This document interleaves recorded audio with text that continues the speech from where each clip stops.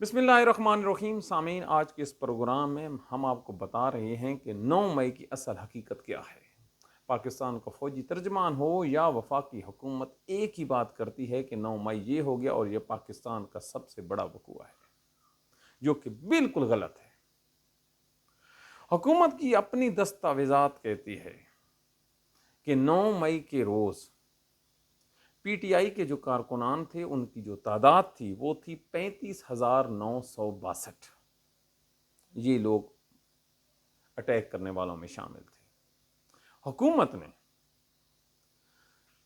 11,000 के करीब लोगों को गिरफ्तार किया और इस वक्त भी, ये ज़रा अलमिया देखें इसकी सीरियसपन का, 24,515 बंदे मफरूर हैं वो पाकिस्तान में, 24,515।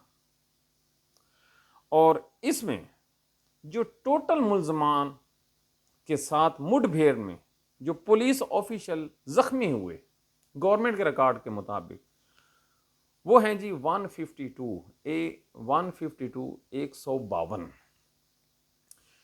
34,000 के करीब जब बंदे हमलावर हों तो जख्मी कितने हुए जी? 152। क्या यूएलिटी? नो।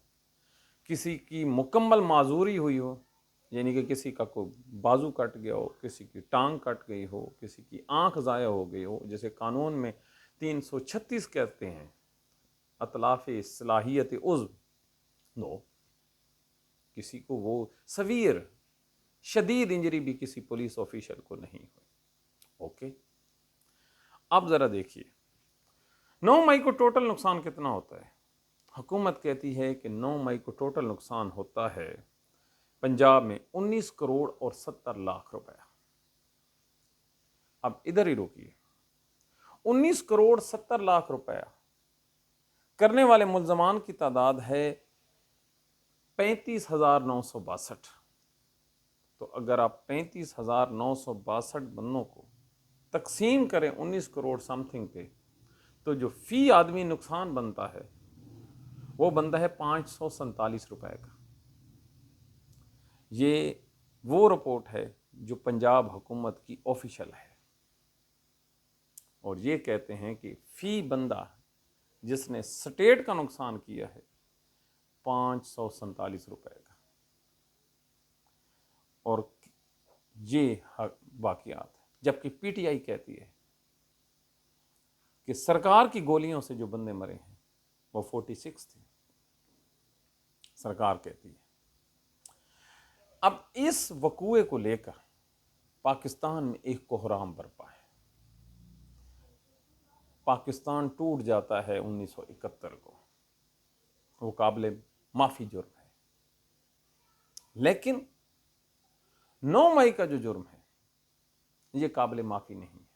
बिल्कुल, सुप्रीम कोर्ट को भी एक ही केस मिला है, हर रोज़ समात। पाकिस्तान की दहशतगर्दी अदालतों को दहशतगर्दों के जो मामलात हैं, जो केसेस हैं, उनके सुनने के लिए कोई वक्त नहीं है। मैं बड़े वसूख से कह रहा हूँ कि पंजाब की तमाम अदालतों में जो एटीसी कोर्ट्स हैं, इंसदाद है, किसी एक दहशतगर्द का केस जेर समात नहीं है सिवाय पीटीआई के। आए जाएं और समात कर रहे जाएं। ये है वो वाकयात। अब मुझे बताएं कि फैक्ट्स एंड फिगर में कोई चीज़ भी नहीं है जो इस बात को जाहिर करे कि ये कोई बहुत बड़ा वकूआ हुआ है।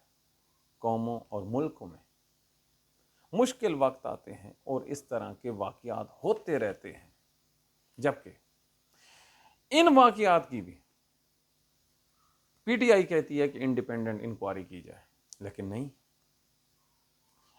इन्हीं वाकयात की जो दरख्वास्त जमानते हैं वो नहीं हो रही।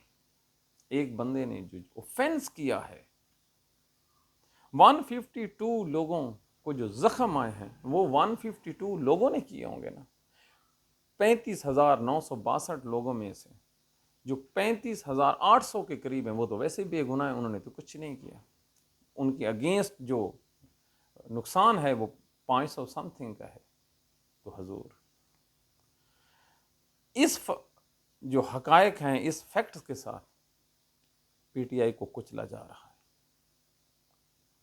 इस जुर्म की पादाश में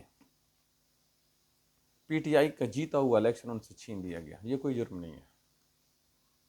इस जुर्म की पादाश में 547 रुपए के जुर्म हजारों लोग जेलों में पड़े। शाह महमूद कुरैशी से लेकर जो पाकिस्तान का वजीर खारजा था, पाकिस्तान का जो फार्मर वजीर आज़म है इमरान खान, वो इसी में, बुशरा बीबी इसी में, ख़वातीन की तादाद भी एक्स्ट्रा। तो फिर ये जो फैक्ट्स हैं इनको चैलेंज करके दिखाएं।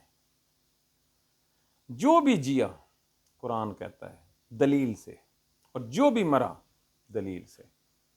तो 9 मई कहने वाले ये हमने फिगर रखें, इसको एक को जुटला के दिखाएं। पी का एक्ट मौजूद है, हम सज़ा के लिए तैयार हैं। खुदा के लिए पाकिस्तान को चलने दो, ये चलेगा तो हम सब बच जाएंगे, वगरना ना इंसाफ़ी से माशरा नहीं कायम रह सकता। बड़े हॉरेबल कंसिक्वेंसेस होंगे। अल्लाह ताला आप लोगों को इस्तकामत दे। Thank you.